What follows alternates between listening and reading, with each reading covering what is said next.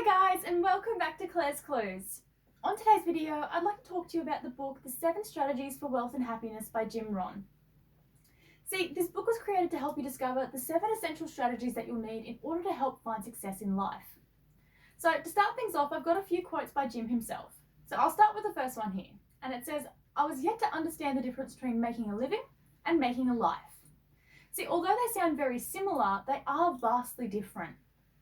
See, a lot of us, what we find is that we tend to work our 9 to 5 job, maybe we work 40 hours a week, maybe more, maybe less.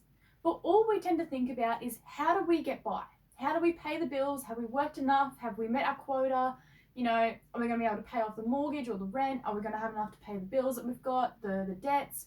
Maybe you've got little ones and you think, maybe I want to take them out or I need to pay for their extracurricular activities that they do. You've always got something going on. And all we tend to worry about is what it is that we have enough, if we have enough to pay for what we've got going on. So instead of making a life for ourselves, we're trying to make a living so that we can get by. So that's what he means by when he says the difference between making a living and making a life. Now the second quote I have here for you guys, it says, I always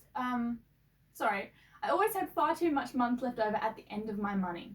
Now this sort of ties back into the first one where we work a 9 to 5 job, and like I said, maybe you work 40 hours a week, maybe more, maybe less. But what we find is that, let's say for example, you get paid fortnightly. And when you get paid, you've got your bills to cover, you've got, maybe you've got kids, you've got to pay for all their things. Maybe you have to worry about pets, maybe you've got to go and pay off some debts, the mortgage, things like that. And maybe you want to take the family out for dinner. So all these things start to add up over time, and it's only been payday, right? So you've only just gone on the day where you've gotten paid, and you pay all your bills, you pay your debts, you go out, you get the family, you get some dinner, maybe you go to the movies, and you come home and realize that you've got little to no money left. So what do you do for the next 2 weeks? You've still got to get through all that time, so we go back to work, and you work the next 2 weeks. But really outside of that, all you're doing is sitting around twiddling your thumbs, waiting for the next payday. So when you think about it, if you add up all that time over the year, you're basically sitting around for, almost half the year just waiting to get paid. Just waiting for, the next income so you can just get by. So this is what he says when he's got too much month left over at the end of his money. So that's always something to think about. And the last one here that I've got for you guys, it says, be a student, not merely a follower. So a lot of us go through life and find that we're quite happy to take direction from others, but we never stop to think, am I actually learning something from this? Or am I getting anything valuable out of this?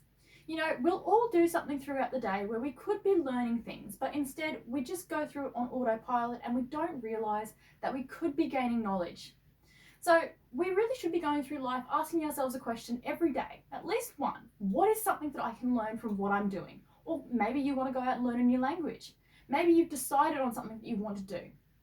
Whatever it might be, we can always learn or stand to gain something from what it is that goes on around us or that we invest our time into.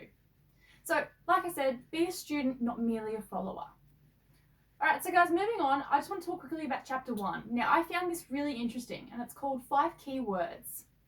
So I'll jump straight into it, and it starts off with, success is no more than a natural consequence of consistently applying the fundamentals of success to life. Now, I'll just, on a side note here, chapter 1 is just a few notes that I've put aside, so I'll run through them as quickly as I can with you guys. The second one here that I've got, it says, there's always half a dozen things that make 80% of the difference. So take, for example, a farmer, right? In order for him to have a fruitful harvest, he has to make a half a dozen things happen or, take care of a few things. And those things could be, concentrating on the obvious things such as soil, seed, water, maybe sunshine, nourishment, and care. Because that's a farmer's job. He's got to look after his farm. But the thing is, each of these components have equal importance. And without that, if he didn't take care for each single one, they wouldn't come together to produce a fruitful harvest for him. So, like I said, what you'll find is that there's half a dozen things that make up 80% of the difference. So moving on, it also says that wealth comes from conversion of effort and enterprise. And it translates into it translates into currency and equity. So for each of us, we find that specific amount required to make us feel wealthy would tend to differ. So the one thing that we can be sure about is that our dream is generally all the same. Well, roundabouts. And we want to be free. We want to feel financially free of pressure. We want to have freedom of choice, and we want to enjoy the opportunity to create and to share. So moving on, it also says that happiness is a skill of reacting to the offerings of life by perception and by enjoyment.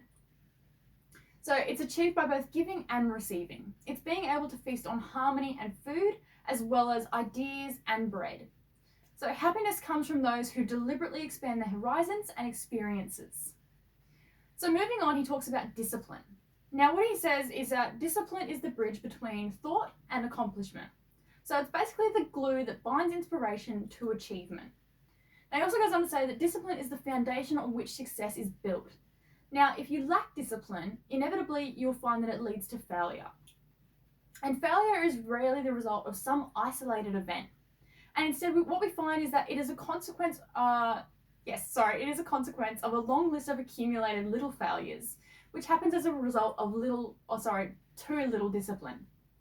So failure occurs each time we think to fail, we fail to think today, or that we fail to act today, or care, or strive, or climb, or learn, or even just keep going. So what we find is that danger comes when we look at a day that's been wasted and we conclude that no harm was done.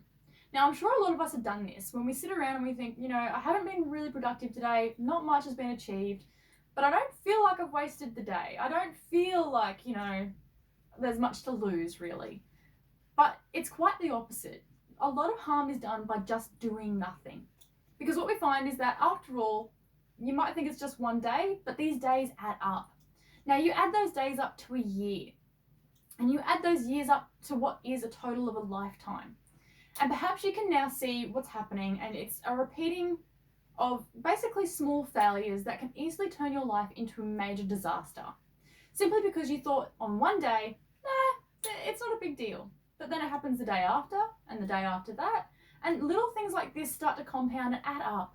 And without you realizing it, you have a trail, a whole long list of all these little things. And that's how failure comes about. Now, moving on, it says discipline is the key, or master key. It unlocks the door to wealth and happiness, culture and sophistication, high self-esteem, high accomplishment, and the accompanying feeling of pride, satisfaction, and success.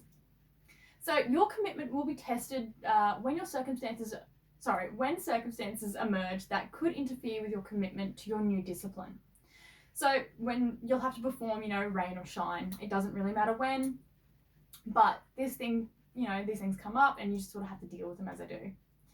Now it goes on to say that the smallest discipline can have an incredible effect on your attitude, which is true. You change one little thing and it starts to impact and flow onto other things as well. And you'll realize that over time, like, failures, it tends to add up. So a new discipline immediately changes your direction in life.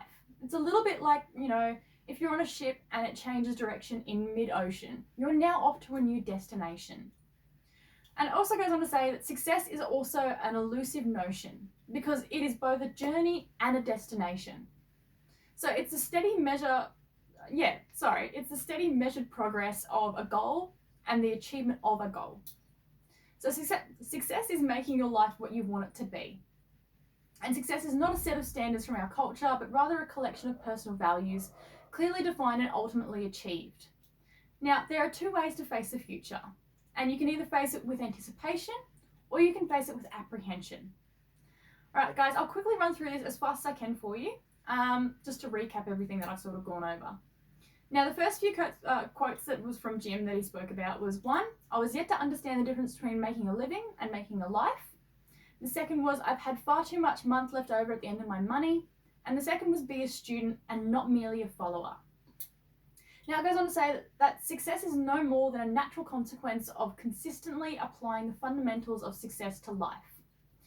So we went into the farmer analogy of how, there are half a dozen things that you could do that make up 80% of the difference.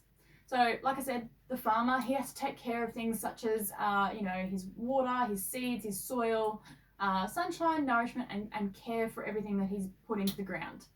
Because each of these components is equally important to the next. And what we find is that it's only when they come together that he's actually able to produce a fruitful harvest. So moving on from that, I also said that wealth comes from conversion of effort and enterprise, and that generally translates into currency and equity. All right, so for us, for each of us, we find that the amount required to feel wealthy will tend to differ. But the one thing that we do tend to share is that we have a basic dream, and that is to be free of financial pressures, it's to have freedom of choice, and to enjoy the opportunity to create and to share. Now, moving on, he also says that happiness is a skill to reacting to the offerings of life by perception and by enjoyment. Yeah, it's achieved by both giving and receiving. So he says that it's being able to feast on harmony and food, as well as ideas and bread. So happiness comes from those who deliberately expand their horizons and their experiences. Now, moving on, he talks about discipline. Now, this one he says, discipline is the bridge between thought and accomplishment. So the glue that binds the inspiration to achievement. Now, he also says that discipline is the foundation of which success is built on. If you lack discipline, you'll find that it inevitably leads to failure. And failure is rarely the result of an isolated incident, but instead it's a consequence of a long list of accumulated little failures that tend to add up over time just because we have too little discipline. Now, failure occurs each time we fail to think today, to act today, and to care, strive, climb, learn, and just keep going. So, moving on, he says that danger comes when we look at the day that's been wasted and conclude that no harm has been done, because in fact this isn't true. Now, even though we might think, after all, it's just one day, if you add those days up to a year, and you add those years up to a lifetime, you're left with what is a whole slew of failures, and that can actually quite easily turn your life into a major disaster. So moving on, he says, discipline is the master key. And it says it unlocks the door to wealth and happiness, culture and sophistication, high self-esteem and high accomplishment, and the accompanying feeling of pride, satisfaction, and success. So it says your commitment will be tested when circumstances emerge that could interfere with your commitment to your new discipline. So when you will have to perform come rain or shine, these are things that you'll have to deal with. So the smallest discipline can have an incredible effect on your attitude. It says a new discipline will immediately change your direction in life. So like a ship turning in the ocean, like I said, you'll end up at a new destination altogether. So success is also an elusive notion as well, because after all, it is both a journey and a destination. And it says it's a steadily measured progress towards a goal and the achievement of that goal. And success is making the life what you want it to be. It's not a set of standards from our culture, rather a collection of personal values, clearly defined and ultimately achieved. And last but not least, guys, there's two ways to face the future. You can either face it with anticipation or you can face it with apprehension. Alright guys, so that's all from me today. Hope you enjoyed that so far. Look, there'll be a lot more of these videos to help you with your personal development goals, but until next time, leave a comment below on what you like the most, and I look forward to seeing you next time in Claire's Clues. Bye guys.